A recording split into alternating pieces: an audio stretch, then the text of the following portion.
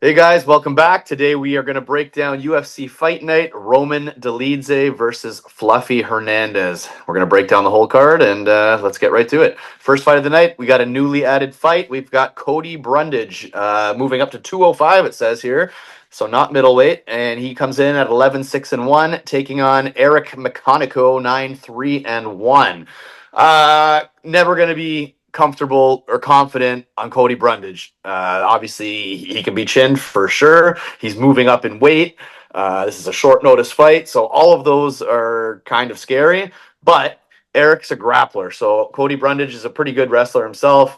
Anytime he can be chinned, I'm going to be scared, and I'm probably going to bet against him. But against a grappler, I think he should be safe. So this is the type of fight that Cody Brundage actually should win. Will I bet it? I don't know, but the pick is going to be Cody Brundage. What do you think? Same. He's got pretty good defensive wrestling. He should probably be the better striker in here, but I mean, minus 188 and Cody Brundage is it's as shaky as they come. It's gonna be the whole card's just gonna be like that, I think. I mean, these are the kind of guys he kind of eats up, sort of like the Marquez's, but you don't really know what up with McConico, honestly. I mean, but he fought Nursultan in his first fight and got TKO'd there, right? So I mean that Nursultan's pretty good anyway, but yeah, I'm gonna go Cody Brundage here. Not very confidently. All right, next fight of the night, women's 125 division. We got Gabriela Fernandez, 10-3, taking on Jolija Armbar Stoliarenko, 11-8-1. The odds are really, really wide. Should Gabriel Fernandez ever be a minus 400 or whatever? I don't know what she's sitting at now. I think that's what I read earlier. Um, Probably not.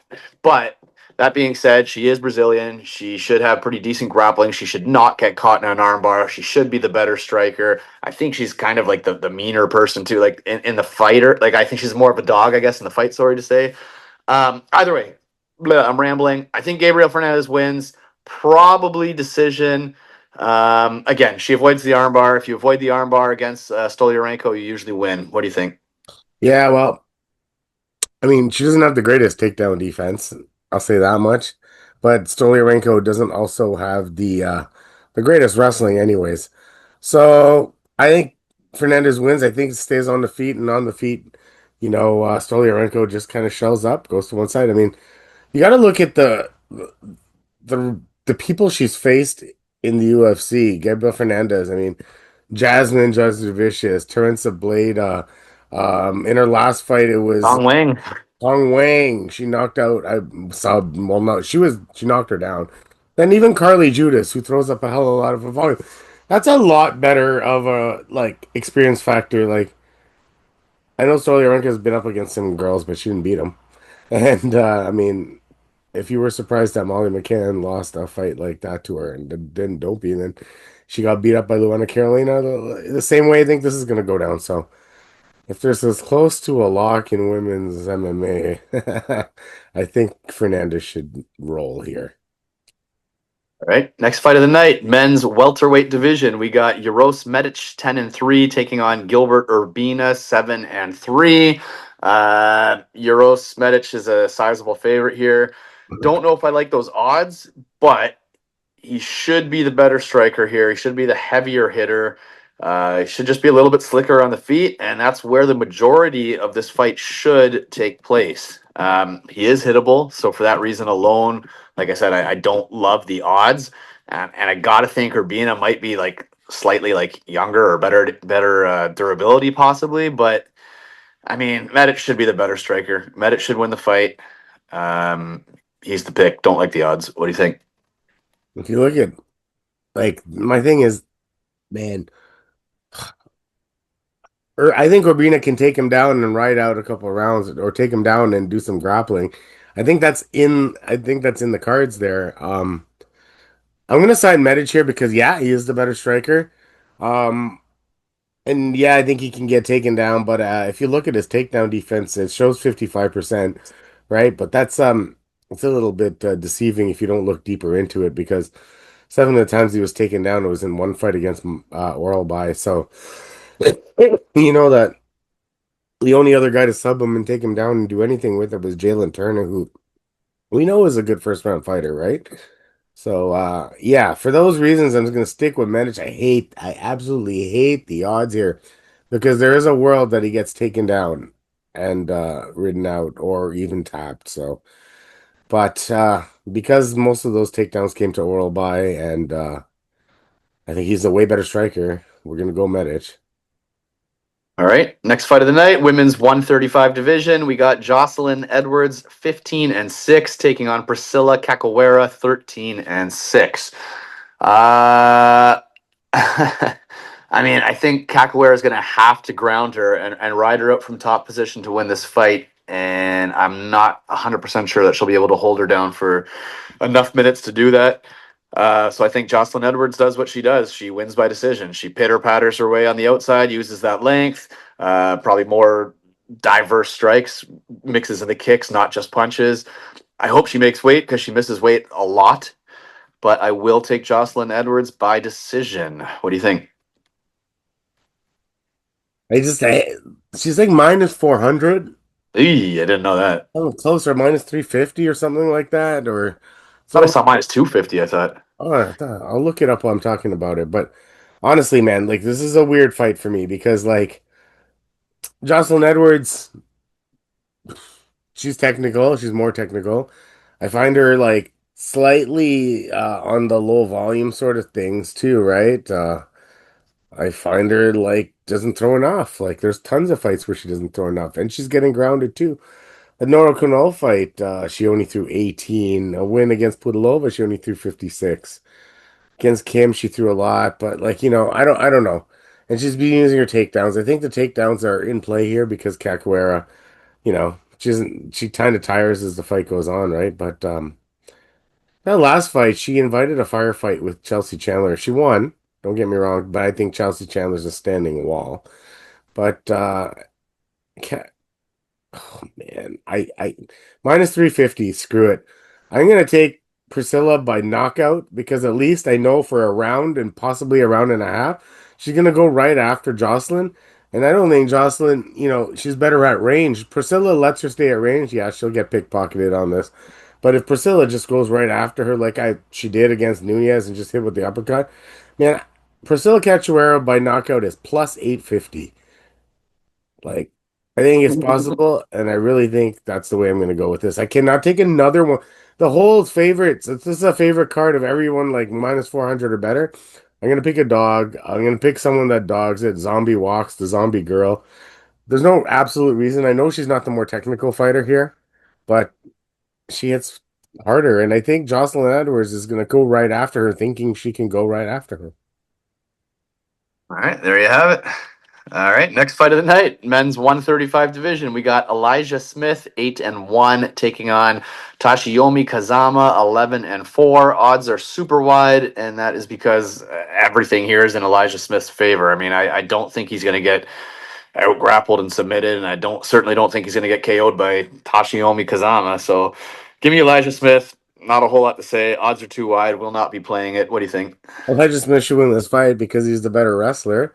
He also is the better striker.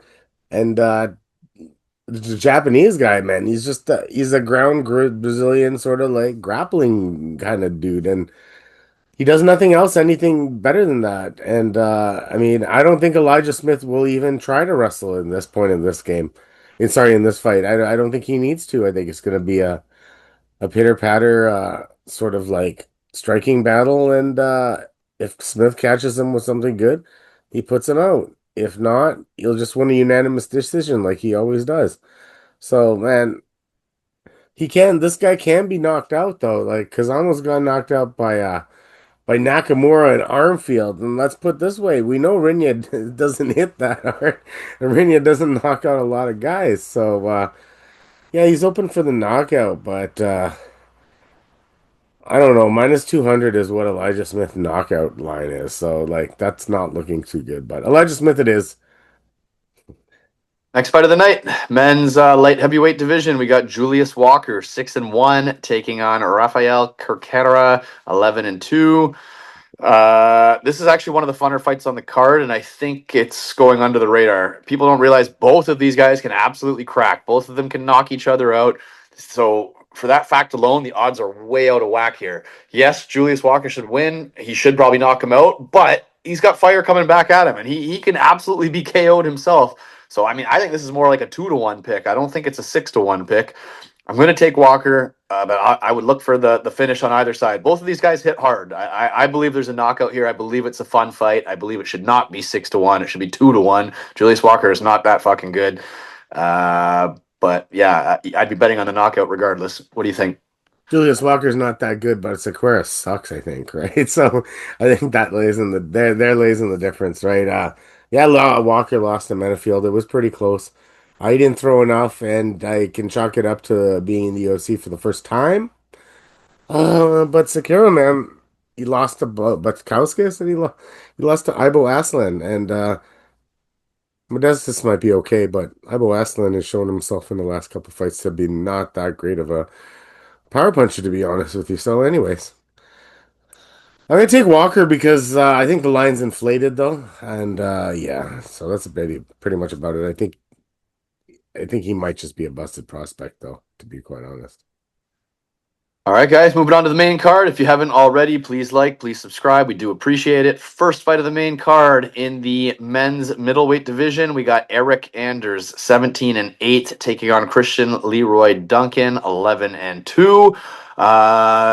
I'm definitely rooting for Eric Anders. I like the guy, whatever. I mean, yes, he's kind of one-dimensional. He's not exactly the ultimate fighter or anything. He's more of like a football brawler or whatever. Pretty one-dimensional guy, but whatever. I don't know. I like him for whatever reason. I know he's not that great, and I think more than anything, it's that I don't like Christian Leroy Duncan. I don't like his fight style.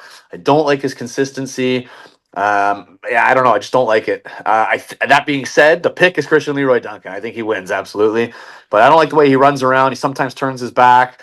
I don't know. I don't really like any of it. Sometimes he's a grappler. Sometimes he's a striker. Weird decision making. I don't know. Not a fan. I think he wins. I'm rooting for Eric Anders. The pick is CLD. What do you think? There is a world here where Eric Anders holds him up against the cage and takes him down and tires him out and does Eric Anders things to him. There is a world.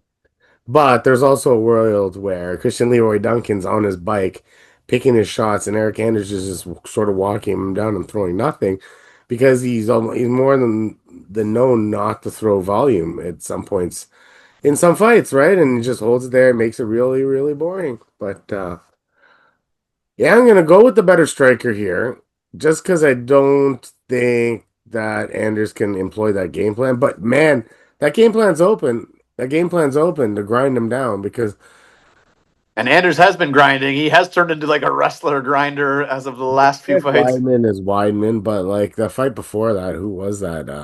Can't remember who it was. It was but he took him down 5 times. Jamie Pickett, but he kind of stinks. Whatever. Yeah, the only guy he lost to MAB and then he beat Dacus, so like he's on a good little winning streak himself, man. I won't bet Christian Leroy Duncan. I think he is the better fighter here. I think he's the better striker here, but man, I wouldn't fault anyone that stabs Eric Anders at plus 440. There is value there. There is a path to victory. There is a path to victory. All right, guys, moving on to the men's bantamweight division. We got Miles Johns 15-3 taking on Gene or John Matsumoto 16-1. Matsumoto really let me down last fight against Rob Font. I'm sure he busted a lot of parlays or a lot of bets there. Looked like shit. I know Rob Font's good, but man, he's not like incredible. And I think Miles Johns can actually be kind of underrated sometimes. He's kind of an inconsistent fighter. So you don't always know if you're going to get his best or not. But I think this fight has decision written all over it regardless. I think this is definitely a decision fight. And Matsumoto isn't exactly John's kryptonite fighter. I mean, he's not some super lethal striker. At least I don't think he is. I don't know. I feel like Miles Johns kind of thrives in like those scrambling type fights where there's a lot of grappling exchanges and scrambling going on. He makes those fights close and he kind of pulls those out. I'm very tempted to say Miles Johns can win this fight. Very tempted. What do you think? This fight is pretty close compared to the numbers that are being put out there. Let's just put it in this perspective: is that Matsumoto, he still needed 7 takedowns to make that Rob Font fight anywhere close. Otherwise, he was going to get peppered, right? So, does he really able to take down Miles Johns 7 times? And I don't know. Miles Johns has got an 80% takedown defenses and it is has a wrestling base, right? So, if this is on the feet, how good of a striker is Matsumoto? Miles Johns is okay, but we need him to throw some more volume. That'd be it. And I'm leaning towards Miles Johns at plus 240. That's what I was saying. That's what I really am, and I was before we talked, just because like this is close. Matsumoto is not a world. There's a world where Christian Leroy Duncan outpoints the shit out of Eric Anders. There's no world where Matsumoto is just gonna like lay on him for 3 rounds. I just can't see Miles that happening to Miles. But whatever. Miles Johns is my pick. I'm gonna agree with you. We didn't talk about it, but I that's how I felt coming into cutting this video. So I was on the same side. So yeah, let's roll. We're both on Miles Johns. Next fight of the night, men's featherweight division. We got Andre Fili, 24-12, taking on C-Rod Christian Rodriguez, 12-3. It's a strange fight all around for me. I don't really know how I feel about it. I don't have a strong lean. I mean, I would think Christian Rodriguez is a more well-rounded guy. I think he probably has the. I don't know. I would imagine he has the grappling advantage, and Andre Fili has the striking power advantage. I don't know. I mean, I feel like Christian Rodriguez should win the fight, but sometimes he's too goddamn chill. Like there's no urgency on him, and that pisses me off. So like he starts kind of slow, and then he takes over later if you allow him to. Like, I don't really like this fight. I don't have a strong lean. Like if I had one pass on the card, it might be this one. To be honest, I don't have a strong lean here. What are you thinking? I don't have a strong lean, but I do have a lean.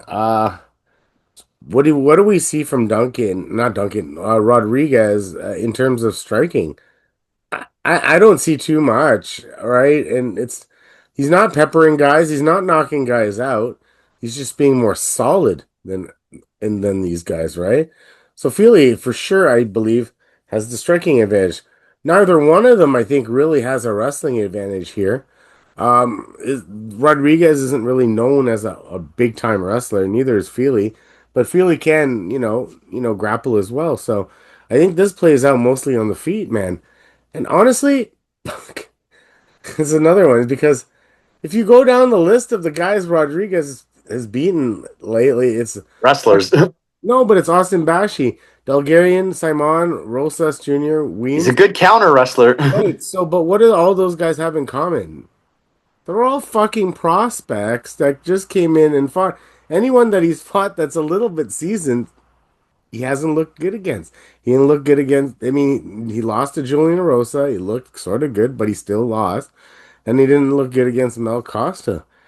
So I'm thinking the experience factor on Andre Fili here is a little bit more than these prospects he beats, and Fili's big kryptonite is the big punch coming at him, right? And I don't see the big punch coming at him from Rodriguez. So him being plus 200, Rodriguez being such a big favorite, I don't like it. I think this fight's closer than that, and I'm leaning Andre Fili because I think this stays in the striking realm. If it stays striking, I agree. Fili wins. I think Rodriguez thrives when people shoot on him. He's good at scrambling and reversing it, and then him getting on top. I don't think Fili's going to shoot. I think Rodriguez has to grapple here. The question is, will he get him down or not? I'm not sure where Fili's takedown defense stands. To be honest, I'm not looking at any stats or anything like that. It's all going to come down to the takedown if he can get it or not. I'm I'm like you. I want to take Fili. I'm actually rooting for Fili. I'm going to say Rodriguez just grinds him out or something, but I absolutely, the value is on Andre Fili for sure. This Next makes fight of the sense. night, we've got women's 115-pound division. Eisman Lucindo, 17-6, taking on Angela Hill, 18-14. Pretty sure this fight has decision written all over it, unless Lucindo can like just take her down at will and tap her out, which I don't think Angela Hill's gonna be that easy to just take down and tap out super fast. So then it becomes, will Lucindo get the takedowns or will she get stuffed? Like last fight, she looked like shit against what is it, Amanda Lemos? I know Angela Hill ain't Amanda Lemos, so but I mean she's got that same kind of frame. Question is, will she be able to stuff the takedowns and then get her peppering strikes off to like it's Angela Hill decision or Lucindo decision submission double play. Those are like the two ways you're kind of looking at this fight. Um, I don't know. If you think Lucindo can get the takedown, Lucindo wins. If you think she can't, Angela Hill wins. What are you thinking right now? This fight, if I could get one pass on this card, it would be this fight. So, Angela Hills looked pretty damn good. Even in the loss to Tabitha Ricci, she looked pretty damn good, right? And So Ricci's good, man. Ricci is good, but she looked good in that. She looked good in what was that last fight? She looked good in Ketlin Souza. She looked good against Pinheiro. She looked very good against Gomes. Gomes was this crazy power wrestler supposed to come in and just bowl her over sort of deal. Like that's what was supposed to happen there. What did I say when we were watching that Lucindo fight in the last fight? I said it looks like it's a woman fighting a girl. He was Remember? tired.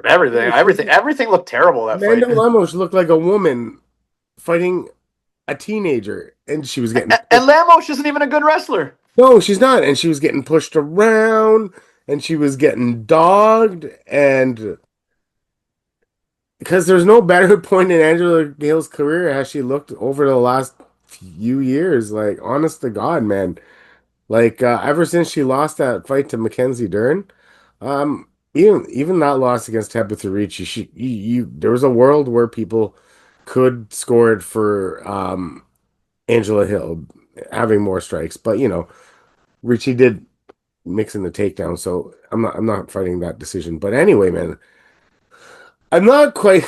I don't know, man. That those takedown attempts against Amanda Lemos were sucked.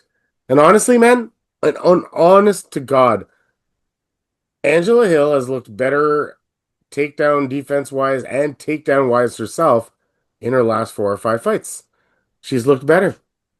And if it's going to be a woman against a girl again, unless Lucinda wants to dog up, like I don't know, man. Like if she's coming in soft like that, like, and we're not talking skills here. Skill wise, she still her striking is a work in progress. If this is a stand up battle, she's gonna lose. Angela Hill's gonna pepper her. She's gonna be the better striker.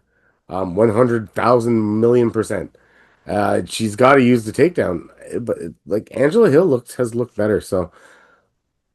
I might bite me in the ass, but I'm going Angela Hill here, and I just think she's. I just Lucindo. I don't know, man. If she's gonna fight soft and be like that, because all she's got is a ground game. She's got no striking here. She can't outstrike Angela Hill. If she wants to go shot for shot with her, she's gonna lose.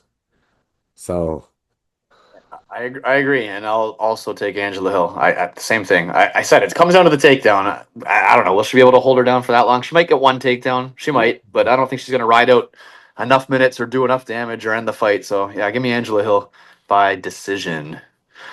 Co-main event of the evening, men's 135 division. We got Steven Astro Boy Erceg, 12-4, taking on Odie Osbourne, 13-8. I'm a big Steve Erceg fan, and I think this is a dangerous fight for this guy. Odie Osbourne looked like a fucking killer last fight. This guy hits damn hard, and if Steve Erceg doesn't fucking get on this guy right away and get him down, I think Steve Erceg could get knocked out here. Coming off of that knockout to Kai Kara France not that long ago, and now facing someone who I think probably hits harder. Man, I think Odie Osbourne is not what his record says. I think he's a pretty good fucking fighter, and I actually feel very tempted to take him by knockout here. 135 division fights generally don't get finished. So you might get some really good value on like fight not to go the distance, and I think that might even be a good play to cover both sides because I think if Erceg wins, he's got to take him down and submit him. So that would be a finish for Erceg, and if he doesn't get him down and submit him, I think Osbourne knocks him out. So I think we're actually looking at a 135 finish, which is I know like pretty rare for 135. I'm betting on a finish here, and for the value, I'm taking Odie Osbourne, and I like Steven Erceg, so don't fault anyone for playing him. I know the Erceg submission's there. I'm taking Odie Osbourne. What do you think? I saw that, and you're completely right. He hits like a tank. Erceg left himself open, but you got look who Erceg has been up against in the last three fights, right? Pantoja, Kaikar France, and Brandon Moreno, was it? I can't remember the third guy. I'm just going off the top of my head. But anyways, like that's the top of the top of the like. So he's lost three in a row, and yeah, it sucks. But he was against it was Pantoja, Moreno, and Kaikar France. Yeah. And honestly, against Moreno, he didn't look half bad. Um, Striking was up there. He's got to take this guy down, though. Ode's obviously got some ground deficiencies on him, but he's a strong mofo in the first round, right? So I think he's got to mind his P's and Q's in the first round. So I'm taking Steven Erceg. I think he's a more well-rounded guy here. But bro, I hate the price tag. Like I hate all the price tags on this in this entire card. I might as well take $5 and put on every single underdog because you're getting 5-1 on everybody. It's absolutely crazy. Um, Minus 550 on Ursag. I don't know if that's really playable. That's a tight spot, right? I wonder. I was just to look for value. What your buddy there knockout is. Buddy, man, the guy he just fought, that Louis Garuli or whatever, that guy came in as a 10 and Oh, 0, yeah, was a yeah, yeah. That Gruel fight. guy. Yeah, he was That guy's pretty a badass. dangerous fighter. That guy's a fucking good fighter, man. Osbourne looked fast as fuck, man. He looked dangerous that fight, man. I don't know. That I fight's mean, still I think fresh in that my should mind. play plus 900. That's his knockout. That's his win condition, man. He's Limit. fast. He's very fast. He's very powerful. Crazy, but I've seen crazier things happen. I'm taking Erceg. I think he's more well-rounded for the Is fight. there a proper odd for a fight doesn't go just to cover both sides? Because I think there's a finish. You think so? Yeah, I guess the sub is really live, right? Yeah, I think if Erceg wins, it's a sub. Yeah. Covers both sides if you're getting plus money. I don't know if you're getting plus money, but minus 2.5 is minus 150, so it's pretty much 50-50 to you, go. Plus 150 to go the distance. I don't think it Crazy goes. value though, because under 2.5 is minus 150. Fight to go the distance is plus 150. So for 2.5 minutes, I'd take that plus 150 and run with it. Like, holy, there's a huge difference in that many points in just 2.5 minutes. Wow, that's crazy, man. All right, guys, that brings us to our main event of the evening. We got Roman Dolidze, the wife stealer, 15 and 3, taking on Anthony Fluffy Hernandez, 14 and 2. Interesting fight because Anthony Hernandez is known for usually losing the first round, taking a bit of a beating, and then just having relentless pressure, relentless cardio, and submitting you. Well, Roman Dolidze is a world champion grappler. Like, this guy's never been submitted. He's got some of the most disgusting submissions and grappling you've ever seen. So, is Anthony Hernandez going to be able to tap Roman Dolidze? I don't think so. So then it gets interesting. The problem with Roman Dolidze is like his volume isn't the greatest. Like, obviously, he's a strong dude. He hits hard. He can take a beating. Like, we've seen him take punishment. So fully expect him to be there for 5 rounds. Um, but will he out volume? Like, if it becomes a striking contest, will he out volume him? Is there going to be all kinds of scrambling and grinding like an Anthony Hernandez fight? I don't think so. I don't think he's going to want to really play that game here, to be honest. Um, so I don't know. It becomes interesting. I'm gonna assume that Roman is the stronger guy. Like, the guy's a fucking tank. So I'm gonna assume he shouldn't be getting out muscled here. So I think the only way he loses is really getting out volumed on the feet, which is possible because Hernandez has that crazy cardio, that crazy pace. But it doesn't really Fluffy doesn't really strike me as some crazy striker either, though. Like, I'm trying to replay his fights, and I just seem like they always end up on a cage grind along the wall, and then he ends up getting like a leg, and then he ends up choking you out or some shit. And that ain't gonna happen here. So I'm very tempted to take Roman Dolidze. What are the odds here? Plus 250 deletes a minus 334 for Hernandez. Yeah, I'm taking Roman Dolidze. I know everybody's gonna say, "Oh, Fluffy, I don't know, fuck, everybody loves the guy," but I don't know. I'm taking Roman Dolidze. The 5 rounds scares me. I think I'd probably prefer him in a 3 round fight because he does tire and his volume's not the greatest. But I gotta believe he's the stronger guy, and I gotta believe there's no chance he's getting tapped out. I don't think so. I don't know. 5 round scares me, but I'm taking Dolidze for the value. What do you think? We don't talk all week. We don't talk all week because we're so damn busy. You got Dolidze too? Yeah, I'm taking Roman. Honest to God, I was thinking about it for like days now. I wanted to play it, but it keeps getting better and better. Listen, man, he's a world-class grappler, like you said. Forget about the grappling. I actually don't even think he gets into the grappling world. You look at those fluffy takedowns, and it's because they're relentless takedowns. Are they crazy double leg shoot power takedowns? No. He gets you in the corner, use a little bit, trips, whatever. Roman's bigger than Fluffy. He's not just gonna go down like some of these guys. And yeah, and that's my thing. Like, do you even want to play with him on the ground there? I know, Fluffy isn't, he's not a dangerous striker. He doesn't come across me as dangerous striker. And he's even on the ground, they're pitter patter and he's just working. Look, man, he threw 30 punches against significant strikes against Brendan Allen and took him down 4 times. If he doesn't take him down 4 times, who knows if he even wins that fight? Does he get 4 takedowns in Roman Dolidze? I don't think so. He might get him down once or twice. Roman's known to pop up though, and even when you get him on the ground, it's kind of dirty. A la Jack Hermanson there, right? So, and I know about the low volume, but in the last 3 fights, minus the Kevin Holland fight where he owned him in the first round, um, I mean, he threw 141 in 5 rounds against Marvin Vettori. Didn't look like he really tired by the end of it. He threw 100 strikes against Anthony Smith. I know Anthony Smith is a punching bag, but goddamn, Anthony Hernandez can be a punching bag too. Go back and watch Adolfo Vieira fight him in that fight. If Adolfo Vieira doesn't kind of gas himself out, I don't know how that fight goes because Vieira is winning that fight. So, take it with a grain of salt, but minus 334, Roman Dolidze has looked very damn good in his last 3 fights.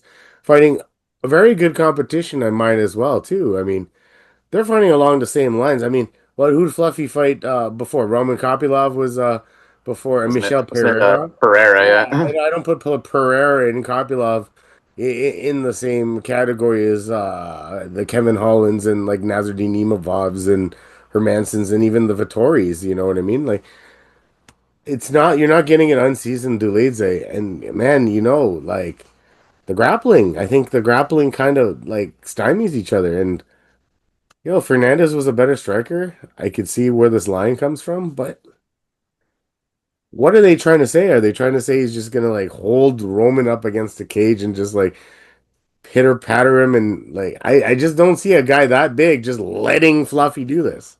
There's no way he's a 3.5 to 1 favorite here. No fucking Oh way. man, it doesn't make any sense to me. Not for such a big guy. Like Brendan Allen's a skinny guy, you know what I mean? Like this guy's a big guy. Like I don't Dude, and he's a fucking world class grappler. You're taking the guy's biggest weapon away from him. Like, right. And but like they're gonna say he was gonna muscle him up and then just push him around. I can't see that happening either. oh, me neither. You got like the guys that are beating him are what the Imavovs out there and the shit, right? So like Imavov and Vittori beat him, and you're gonna have to outstrike him. And Hernandez doesn't come at me as the type of guy that's gonna try and outstrike guys. So hate us or not, this might be our best week or this might be our worst week. Who knows, bud? I hate the odds. I hate the odds. Everything's a 6 to 1 favorite, and I can't just sit here and pick a whole bunch of 600s and be like, yeah, do this. I can't because I see value in some of these guys. And even I picked against that value too sometimes too. All right, guys, there you have it. Those are our picks for the card. Roast away. We'll be on time, better time for the pay-per-views. These fight nights that they're hard. We've been really busy this summer, but for the pay-per-views, we'll be up Monday latest. Okay, guys, have a good one. Good luck.